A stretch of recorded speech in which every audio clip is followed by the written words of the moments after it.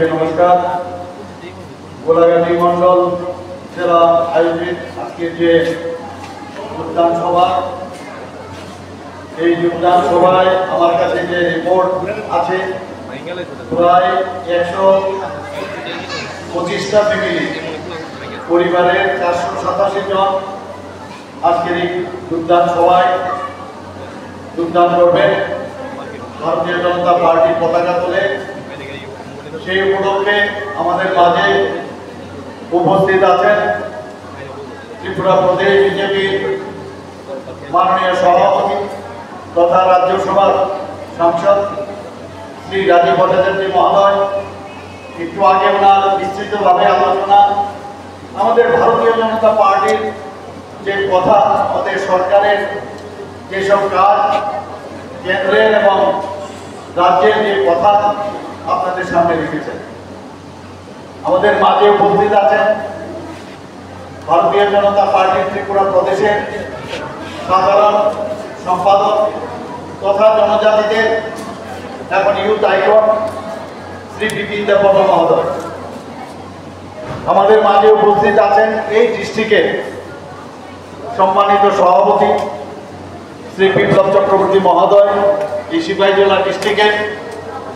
তাছাড়া এখানে আমাদের মাঝে উপস্থিত আছেন প্রাক্তন বিধায়ক তথা আমাদের বিএসসির চেয়ারম্যান শ্রী বীরেন্দ্র কিশোর দেববর্মা মহোদয়, এবং এখানে উপস্থিত যার সভাপতিত্বে আজকের এই যোগদান সভা, এই মণ্ডলের যিনি সভাপতি গোলাঘাটি কেন্দ্রের শ্রী নারায়ণ দেবনাথ মহোদয়।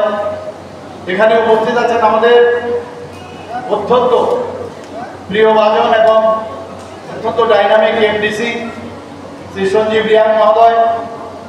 উপস্থিত আমাদের প্রাক্তন এই ডিস্ট্রিক্টের যিনি সভাপতি শ্রী গৌরাঙ্গ ভৌমিক মহোদয়।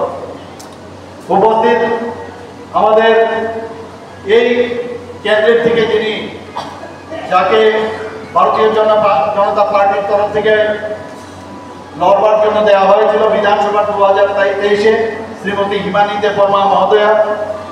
তাছাড়া এখানে অন্যান্য বিভিন্ন স্তরের আমাদের ভারতীয় জনতা পার্টির বিভিন্ন স্তরের যারা নেতৃবৃন্দরা এখানে উপস্থিত, এবং আমার প্রিয় কার্যকর্তারা এবং যারা আজকে এখানে যোগদান করতে এসেছেন, সবাইকে আমি স্বাগত জানাচ্ছি এবং হার্দিক অভিনন্দন ও শুভেচ্ছা জানাচ্ছি।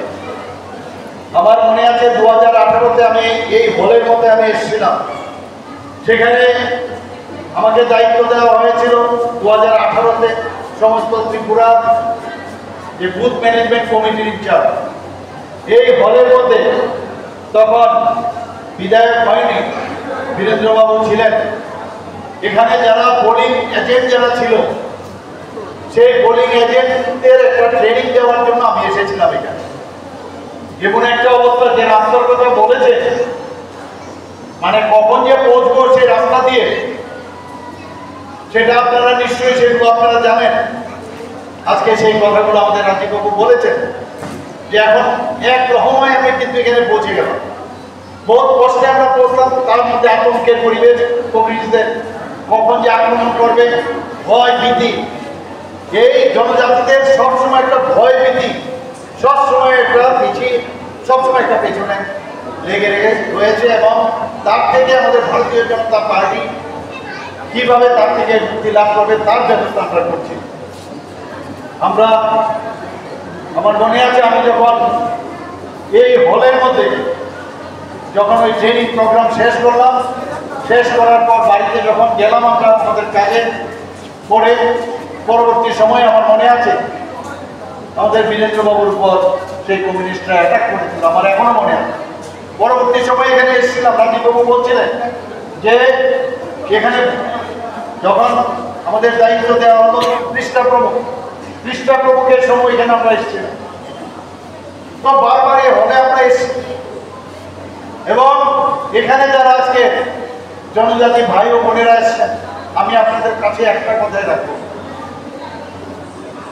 যে জনজাতিদের জন্য যদি কেউ কিছু করে থাকে বা আগামী দিনও যারা করবে, সেটা হচ্ছে ভারতীয় জনতা পার্টির নেতৃত্বাধীন সরকার, এবং সেটা একমাত্র মোদিজি পক্ষে সেটা সম্ভব।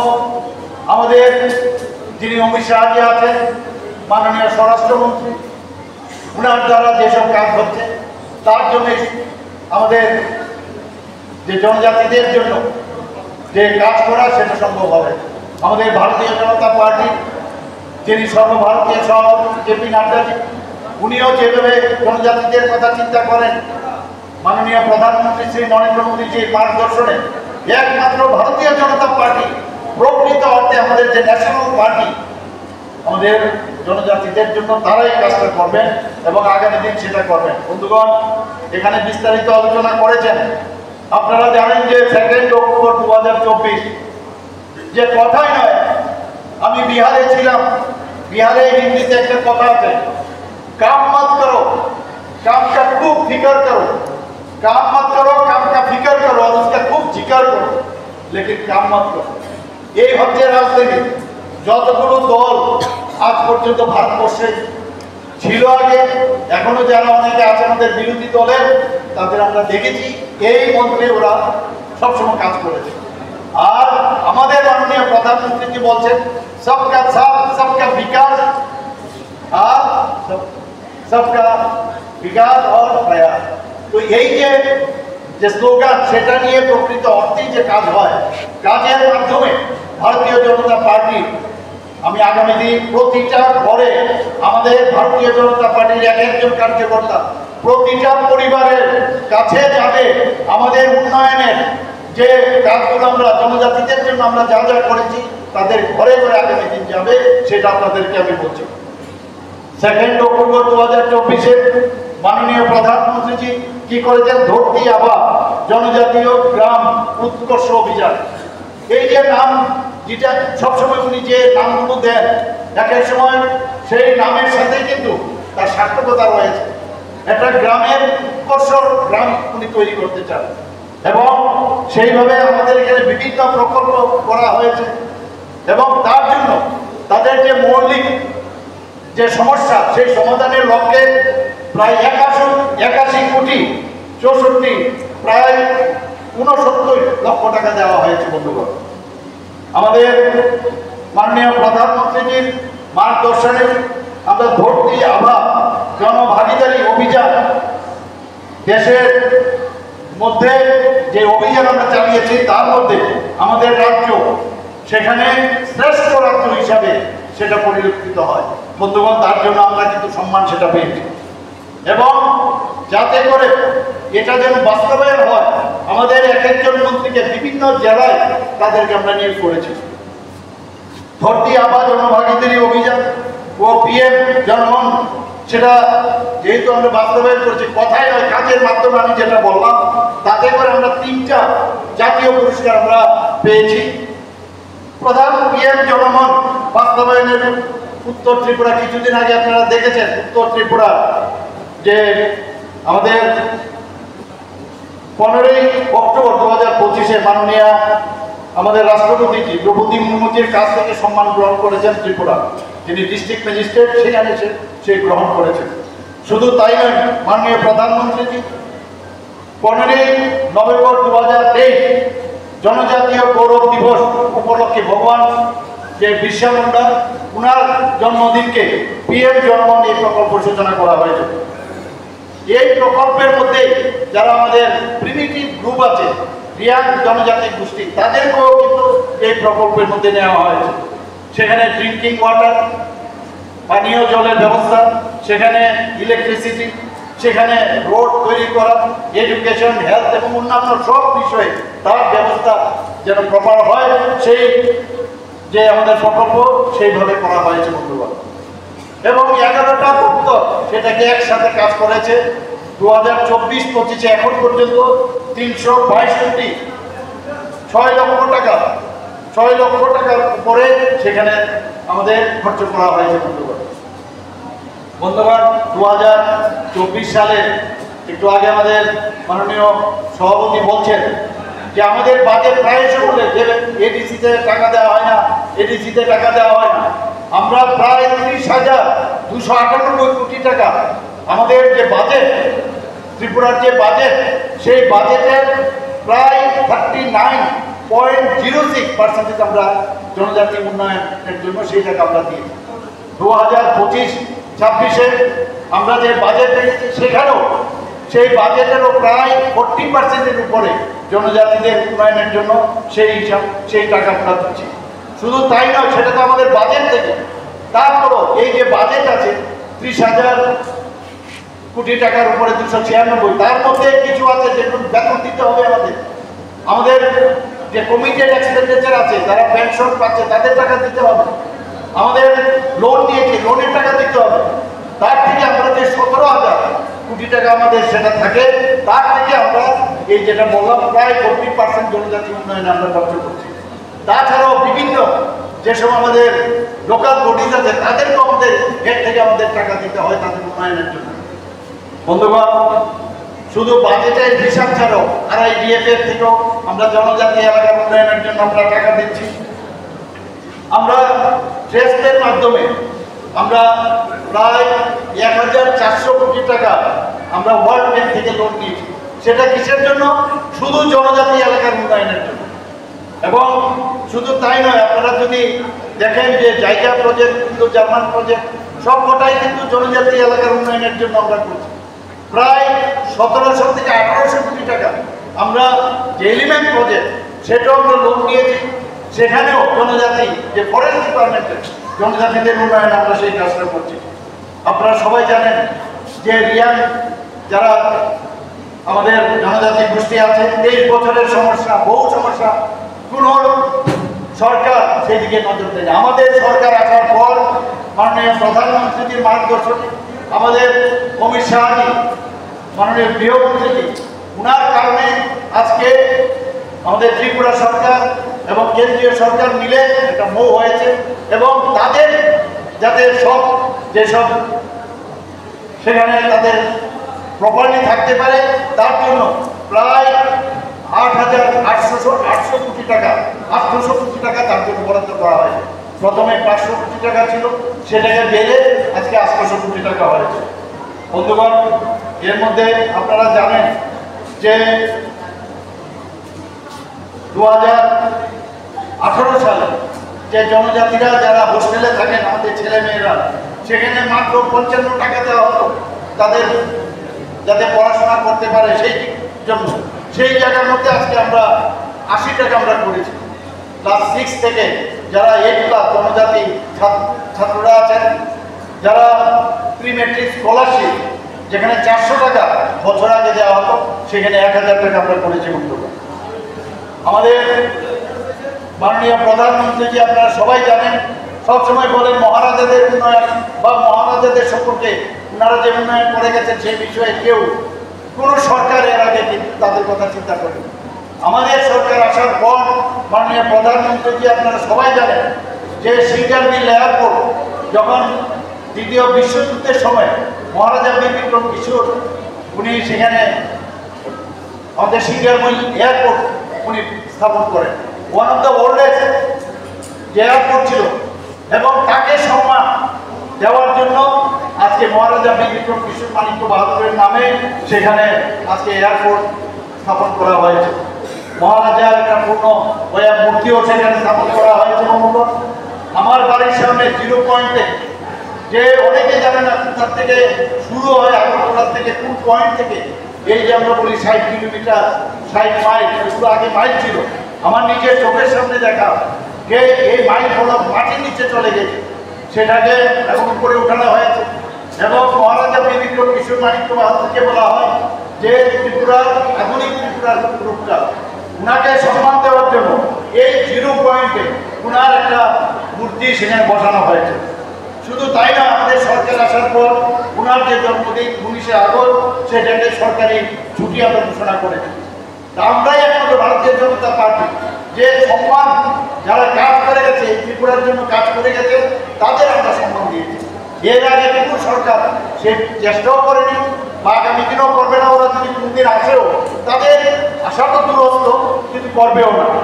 আজকে 12টি যে অ্যাসপিরেশন ব্লক আমরা আমাদের সরকার আসার পর 12টি অ্যাসপিরেশন ব্লক আমরা সৃষ্টি করেছি, ঘোষণা দিয়েছি। এবং আমাদের যে ধলাই ডিস্ট্রিক্ট বিশেষত, সেটা আপনারা জানেন যে অ্যাসপিরেশন, সেখানে বাজেটের এখানে ডেভেলপমেন্ট করার জন্য জনজাতিদের থেকে 10% বেশি রাখা হয়েছে। বন্ধুগণ, আপনারা গড়িয়া পূজা সম্পর্কে আপনারা জানেন, গড়িয়া পূজা আমরা একদিনের ছুটি ছিল, আমাদের সরকার আসার পর 2 দিন ছুটি সেখানে আমরা ঘোষণা করেছি। আমি সংক্রমা যে পুজো হয় সেখানে আমি গিয়েছিলাম কিছুদিন আগে, সেখানে আপনারা দাবি করেছিলেন আমাদের যে সংক্রমা পূজা হয় তার জন্য ছুটি ঘোষণা করতে হবে। আমি এসে ক্যাবিনেটে কথা বললাম, ক্যাবিনেটে এই সংক্রমা পুজোর দিন রেস্ট্রিক্টেড হলিডে হিসাবে আমি ঘোষণা দিয়েছি। আপনারা জানেন যে আমাদের জনজাতি এলাকায় আমাদের মাননীয় সভাপতি বলেছেন যে কিছুদিন আগে এই এই বিধানসভার মধ্যে এর কাছে কাছে আরও একটা বিধানসভার মধ্যে এখানে যে ইএমআরএস যে একলব্য রেসিডেন্সিয়াল মডেল স্কুল সেটা জনজাতিদের জন্য আমরা প্রায় মাননীয় প্রধানমন্ত্রীজি 21টা একলব্য মডেল স্কুল করার জন্য উনি স্যাংশন দিয়েছেন। তার মধ্যে 12টা হয়ে গেছে, বাকি আরও 6টা সামনের মার্চে 2026-এ হবে এবং আমি নিশ্চিত যে বাকিগুলো হয়ে যাবে। এর মধ্যে যে ক্রাইটেরিয়া ফিক্স করা হয়েছে সেই ক্রাইটেরিয়া অনুসারে আরও 15টা একলব্য স্কুল যাতে হয় তার জন্য আমি এবার দিল্লিতে গিয়েছি, যাতে সেগুলো হয় তার জন্য আমি সেখানে বলে এসেছি। সেখানে বন্ধুগণ, আমাদের মাননীয় সভাপতি বলেছেন শুধু জিআই ট্যাগ নয়, আমাদের যে বাছরা আছে আমাদের বোনেরা যে বানায় সেটাও কিন্তু জিআই ট্যাগ পেয়েছে। বন্ধুগণ, আমাদের একমাত্র সেটা সম্ভব মাননীয় প্রধানমন্ত্রীর কারণেই সেটা সম্ভব। আমাদের ত্রিপুরার যে রাজ ফ্যামিলি, মহারাজাদের ফ্যামিলির একজন জিষ্ণুদেব বর্মা মহোদয়, নিশ্চয়ই আপনারা নাম জানেন, আমাদের ডেপুটি চিফ মিনিস্টার ছিলেন। উনাকে একটা ছোট রাজ্য থেকে এত বড় একটা রাজ্য, তেলেঙ্গানার মতো রাজ্য, সেখানে ওনাকে আজকে সেখানে রাজ্যপাল হিসাবে সেখানে নিযুক্তি দেওয়া হয়েছে। আমাদের জন্য এটা অত্যন্ত গর্বের বিষয়। আমরা সবাই জানি যে আমাদের সরকার আসার পর যারা সমাজপতিরা আছেন তাদেরকে 2000 টাকা সম্মানিত দেওয়া হবে। কিছুদিন আগে আমরা এই ক্যাবিনেটের ডিসিশন নিয়ে 2000 থেকে আমরা সেটাকে 5000 করেছি। শুধু তাই নয়, 5000 টাকা তো করেছি, কিন্তু দেখা গেছে যে আগে যেটা করা হয়েছিল তাতে করে একটা ক্যাপিং ছিল যে কেউ যদি চাকরি করে বা কেউ যদি সেখানে পেনশন পান তাদেরকে দেওয়া হবে। আমরা এইবারে বাজেট ক্যাবিনেটে সেটাও দিয়ে দিয়েছি, তাতে করে দেখা যায় প্রায় 13-14 জন যে সমাজপতি তারা পাবে, কারণ তারা সমাজের জন্য কাজ করছে, কেন আমরা তাদেরকে আমরা দেব না। তো সেইভাবে আমি যখন বললাম ক্যাবিনেটে সেটা ডিসিশন হল, সেখানে বলা হয়েছে যে আমাদের যে 19টি জনজাতি গোষ্ঠী আছে তো সবাই যেন পাবেন। বলে এই যে সমাজপতির যে পদ্ধতি সিস্টেম সেটা সবার মধ্যে নেই। আমি বললাম যে যদি না থাকে তাদের তো প্রধান থাকবে, তাদের হেড কেউ থাকবে, তাদেরকেও কেন দেওয়া হবে। তো সেই বিষয়ে আমি বলেছি এবং আমি আরও বলেছি আমাদের জনজাতির যে সাবস্ক্রাইব আছে আমাদের সরকারি অনুযায়ী প্রায় 40 লাখ আরও জনজাতি গোষ্ঠী আছে, ছোট ছোট সাবস্ক্রাইব আছে, তাদের যাতে হারিয়ে নেওয়া যায় তাদেরও যারা আমি ডিএমকে নির্দেশ দিয়েছি তাদেরকে খুঁজে বের করা এবং তাদেরকে প্রধান আছে তাদেরকে আমরা 5000 টাকা করে দেব। আমাদের এই সরকার আসার পর আপনারা সবাই জানেন বরফকে মান্যতা দেওয়ার জন্য বড়মুড়া পাহাড়ের নাম আমরা আমরা হাতাই পুকুর আমরা নাম দিয়েছি। আমরা গন্ডা ছড়াকে গন্ডা পয়সা রেখেছি, 18 মোড়ার নাম হাতুর বেরেন রেখেছি। এইভাবে আমরা সম্মান দিতে জানি জনজাতিদের জন্য। বন্ধুগণ, আপনারা সবাই জানেন যে এতদিন ধরে নর্থ ইস্টার্ন রিজিয়নে যেভাবে যে টেররিস্টের যে অবস্থা কায়েম ছিল সেখান থেকে আমাদের মাননীয় প্রধানমন্ত্রীর কারণে আজকে নর্থ ইস্টার্ন যে অ্যাক্ট ইস্ট পলিসি তিনি ঘোষণা করেছেন, আজকে একটা শান্তি প্রতিষ্ঠিত হয়েছে। ত্রিপুরাতেও আপনারা জানেন যে আমাদের যে এপিটিএফ আছে, এনএলএফটি আছে, ত্রিপুরা সরকার এবং কেন্দ্র সরকার মিলে আমরা যখন সেই ভোগ করা হলো, ত্রিপুরাতে এখন বলা যায় যে টেররিস্ট ফ্রি ত্রিপুরা আমরা বলতে পারি। এবং যতক্ষণ ধরে কোনো রাজ্য বা কোনো দেশ যদি শান্তি না থাকে তাহলে সেখানে উন্নতি সম্ভব নয়। তো আমরা সেখানে আজকে এখানে ল অ্যান্ড অর্ডার আজকে সারা ভারতবর্ষের মধ্যে 28টি রাজ্যের মধ্যে নিচের থেকে আমরা 3rd পজিশনে আমরা আছি। এবং যে কারণে বাইরের থেকে বহু যারা ইনভেস্টার তারা আমাদের ত্রিপুরাতে আসতে চাইছে জনজাতিদের উন্নয়নের জন্য। কিছুদিন আগে ক্যাবিনেটে আমি ডিসিশন নিয়েছি যে বিভিন্ন যে স্কিম আছে আমাদের যে কেন্দ্রের যে স্কিম আছে জনজাতিদের জন্য, ত্রিপুরা সরকারের যে স্কিমগুলো আছে সেটা দেখার জন্য এতদিন ধরে মানে আমাদের সরকারি পর্যায়ে কেউ ছিল। সেখানে আমরা সাব ডিভিশনাল যে ডিস্ট্রিক্ট ট্রাইবাল ওয়েলফেয়ার এবং sub divisional district tribal welfare সমকক্ষ সেই অফিসার আমরা নিয়োগ করেছি, এবং যাতে করে শুধু তার কাজই হচ্ছে যে জনজাতিদের যে স্কিমগুলো সেগুলো যাতে প্রপারলি পায়। তাছাড়াও আমরা এখানে রাজ্যের বিভিন্ন জেলাতে আপনারা সবাই জানেন যে 84টি বনধন বিকাশ কেন্দ্র আমরা স্থাপন করেছি। আমরা এর মধ্যে আমরা জনজাতিদের বিভিন্ন জায়গায় 100টির মতো মার্কেট স্টল আমরা নির্মাণ করছি। এখানে আমার মায়েরা বোনেরা এখানে আছেন, মেয়েরা আছেন, তাদের জন্য আমাদের গভর্নমেন্টের যে পলিসি যে গভর্নমেন্ট লেভেলে যখনই কোনো স্টল হবে 50% আমাদের মেয়েরা দেবেন। মুখ্যমন্ত্রী জনজাতি বিকাশ যোজনায় আমরা 25,000 টাকা করে আর্থিকভাবে আমরা সহায়তা করেছি। 9,326 জন যারা বেনিফিশিয়ারি সেটা পেয়েছে। কাঞ্চনপুর এবং কর্মকে 3টি আশ্রম স্কুল আমরা তৃতীয় শ্রেণী থেকে 6ষ্ঠ শ্রেণী পর্যন্ত সেটাও আমরা করেছি। এবং আপনারা আসলে খুশি হবে প্রায় বলে যে জনজাতিদের হোস্টেল নেই। এর মধ্যে প্রায় 29টির মতো হোস্টেল নির্মাণ করা হয়েছে এবং 34টি জনজাতি বিদ্যালয় নির্মাণ করা হয়েছে। আমার যে অনারেবল উনি আমাকে বলেছেন বিভিন্ন যে হোস্টেলগুলো আছে সেখানে ওয়ার্ডেন নেই, তো তার জন্য আমরা প্রায় 170 জন ওয়ার্ডেন নিয়োগ করার জন্য অনুমোদন আমরা দিয়েছি। আমাদের একরকম মডেল রেসিডেন্সিয়াল স্কুল আরও যাতে আমাদের যে কৃষ্টি সংস্কৃতি সেটাকে যাতে বজায় রাখে সেভাবে শিক্ষাদানের ব্যবস্থা আমরা এখানে করছি। আমরা দুটি সিনথেটিক যে আমরা জানি যে ত্রিপুরাতে আমরা বারবার বলছি যে কোনো অবস্থায় ত্রিপুরাতে নেশা যারা যুক্ত আছেন বা যারা নেশা করছেন তাদেরকে যাতে প্রপার গাইডেন্স করা যায় যাতে নেশার থেকে বেরিয়ে আসতে পারে। নেশামুক্ত ত্রিপুরার আমরা যে স্লোগান দিয়েছি, এর মধ্যে যে আমাদের যে জনজাতি হোস্টেল আছে তাদের মধ্যে একটা ফুটবল প্রতিযোগিতা আমরা করেছি। সেটা কি বলেছি, football is game and drugs আর সেম, এই স্লোগান দিয়ে আমরা কাজ করছি।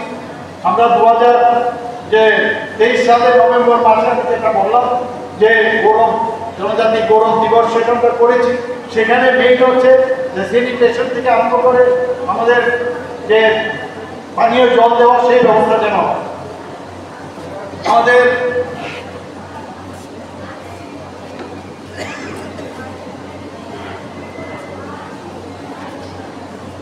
আপনারা জানেন যে যতগুলো আমাদের যে মাননীয় প্রধানমন্ত্রী যে আমাদেরকে হীরামন্ডল দিয়েছে ন্যাশনাল হাইওয়ে এই ন্যাশনাল হাইওয়ে যতগুলো আছে তার মধ্যে বেশিরভাগ আপনারা দেখবেন জনজাতি এলাকা দিয়েছে।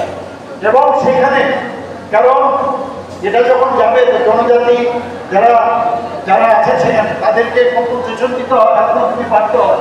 তো বেশিরভাগ এই যে 6টা ন্যাশনাল হাইওয়ে আছে আরেকটা হচ্ছে, তো সেইগুলোর জন্য যে পয়সা জনজাতির ভাই বোনেরা সেটাই তারাই কিন্তু পাচ্ছে। এবং তারা আজকে এই যে উন্নয়ন হচ্ছে সেই উন্নয়নের নির্মাণও কিন্তু বাড়ি যাবে। আজকে মুখ্যমন্ত্রীর আবাস মিশন 33,000 একর থেকে বাড়িয়ে আমরা 69,000 করেছি। আমাদের 50 শয্যা বিশিষ্ট আরও 7টি নতুন এসটি হোস্টেলের স্থাপন করা এর মধ্যে হবে, তার জন্য বাজেট আমরা রেখেছি। 3টি 100 শয্যা বিশিষ্ট হোস্টেল স্থাপন করা হবে। আমাদের জনজাতিদের মধ্যে এত মানে তাদের যে সংস্কৃতি সেটা যাতে রূপ না পায়, তাদের যে হস্তশিল্প লোকনৃত্য ইত্যাদি সেখানে যদি বিচার করা যায়, তার জন্য আমরা এবারের বাজেটে 3 কোটি টাকা অর্থ বরাদ্দ করা হয়েছে। সেগুলো লোকসংগীত লোকনাট্য সেগুলো যেতে আমরা ধরে রাখি। সুপার যে 100 স্কিম আমরা রেখেছি, সুপার 100 স্কিম, তাতে করে আমাদের জনজাতিরা যাতে উচ্চশিক্ষিত হতে পারে, বিভিন্ন ইউপিএসসি পিএসসি বা আইপিএস হতে পারে, তার জন্য আমরা এখানে 2025-26 সেই স্কিম আমরা চালু করেছি। বন্ধুগণ, আমার সবচেয়ে ভালো লাগে যখন আমি দেখি বিভিন্ন অফিস কাছারিতে আমি যাই, বিভিন্ন জায়গায় আজকে জনজাতিদের কেউ ডাইরেক্টর হয়েছে, কেউ এসপি হচ্ছে, কেউ আইটি হচ্ছে, এরকম বহু জায়গায় আমাদের জনজাতিদের থেকে উপর খেলাতেই হোক, টিচার হোক, সব জায়গার মধ্যে জনজাতিদের ডাক্তারই হোক, ইঞ্জিনিয়ার হোক, সব জায়গায় আমি যখন দেখি জনজাতি গোষ্ঠী ছেলে মেয়েরা সেখানে তারা আসছেন, এতে করে আমার অত্যন্ত ভালো লাগে এবং আমরা চাই যে আরো বেশি করে তারা যেন সেই বিষয়ে সেই দিকে যায়। এবং মাননীয় প্রধানমন্ত্রী বারবার বলছেন যে আমরা এক ত্রিপুরা শ্রেষ্ঠ ত্রিপুরার পাশাপাশি এক ভারত শ্রেষ্ঠ ভারত, সেটা আমরা তৈরি করবো। এখানে আজকে যারা উপস্থিত হয়েছেন সবাইকে আমি স্বাগত জানিয়ে আমার কথা বলা শেষ করছি। নমস্কার, জয় হিন্দ, ভারত মাতা কি জয়।